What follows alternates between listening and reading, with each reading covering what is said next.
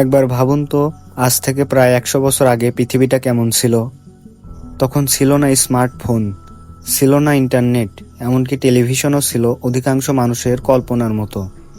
মানুষ চিঠি লিখে একে অপরের খবর নিত, আর সেই চিঠি পৌঁছাতে কখনো কখনো কয়েকদিন, এমনকি কয়েক সপ্তাহ লেগে যেত। আর যাতায়াত ব্যবস্থাও ছিল খুব ধীর। তখন রাস্তায় ঘোড়ার গাড়ি এখনও অনেক জায়গায় চলতো, আর মোটর গাড়ি ছিল খুবই কম। বিমান ভ্রমণ ছিল বিরল, আর সাধারণ মানুষের জন্য প্রায় অসম্ভব। চিকিৎসা বিজ্ঞানের অবস্থাও আজকের মতো উন্নত ছিল না। অনেক রোগের কার্যকর ওষুধ তখন আবিষ্কৃত হয়নি।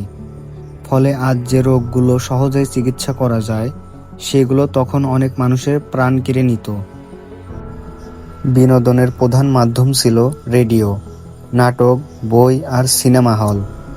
মানুষ পরিবারের সঙ্গে বেশি সময় কাটাতো, আর সন্ধ্যা নামলেই অনেক বাড়িতে গল্পের আসর বসতো। বিশ্ব তখনও বড় বড় পরিবর্তনের মধ্য দিয়ে যাচ্ছিল। নতুন প্রযুক্তি আবিষ্কার হচ্ছিল, শিল্প কারখানাও বেড়ে উঠছিল, আর ধীরে ধীরে আধুনিক পৃথিবীর ভিত্তি তৈরি হচ্ছিল। আর এখন মাত্র 100 বছরের ব্যবধানে পৃথিবী যেন পুরো বদলে গেছে।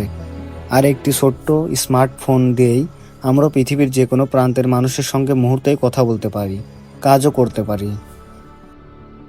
ভাবতে অবাক লাগে, মাত্র 100 বছরে পৃথিবী কতটা বদলে গেছে। তাহলে আর 100 বছর পর পৃথিবী কেমন হবে বলে আপনার মনে হয়?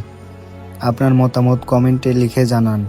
ভিডিওটি ভালো লাগলে একটি লাইক দিন, চ্যানেলটি সাবস্ক্রাইব করুন। এমন আরও দারুণ তথ্যভিত্তিক ভিডিও পেতে আমাদের সঙ্গেই থাকুন। ধন্যবাদ।